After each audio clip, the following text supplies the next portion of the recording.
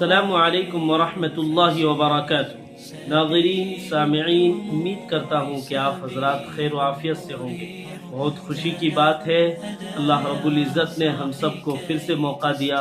رمضان المبارک کے مبارک مہینہ ہم سب کو اللہ نے نصیب کیا ہے، اور اللہ سے دعا کرتے ہیں اللہ تعالی ہم سب کو اس مہینے کی قدردانی کی توفیق عطا فرمائے۔ بہت بہت مبارک ہو، کل عام وانتم بخیر، بألف خیر۔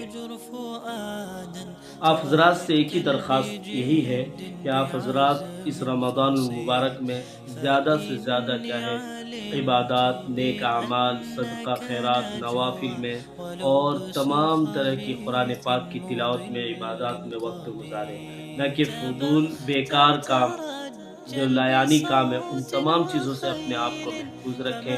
رات کو چند سو کر فجر جلدی اٹھنے کی کوشش کریں، تہجد میں اللہ تبارک و تعالی سے اپنے تعلق کو مضبوط کریں۔ اور یہ مہینہ بہت عظیم مہینہ ہے، رمضان المبارک کا مبارک مہینے۔ اس مبارک مہینے کو جس نے ضائع کر دیا اس نے پورے 11 مہینے، پورے سال کو ضائع کر دیا۔ اللہ کے نبی علیہ الصلاۃ والسلام نے فرمایا کہ جسے رمضان المبارک کا مبارک مہینہ نصیب ہو اور وہ اپنی بخشش نہ کرا لے، وہ اپنے رب سے تعلق نہ جوڑ لے، اپنے رب کو منا نہ لے، تو وہ ہلاک و برباد ہو۔ یعنی اس کی بربادی یقینی ہے جسے رمضان کے مبارک مہینہ ملے اور یہ رمضان المبارک کے مبارک مہینے کو وہ ضائع کر دے۔ اللہ ہم سب کی حفاظت فرمائے۔ میرے عزیزوں، بھائیوں، بزرگوں، دوستوں، اس لیے ہمیں اللہ نے یہ نصیب کیا ہے رمضان کا مبارک مہینہ۔ اس میں ہماری نہ روزے چھوٹے، نہ نماز چھوٹے، نہ نماز قضا ہو، اور اسی طریقے سے نہ تراویح چھوٹے۔ ہم تراویح بھی مکمل پڑھیں، روزہ بھی مکمل پورے مہینے کا رکھیں،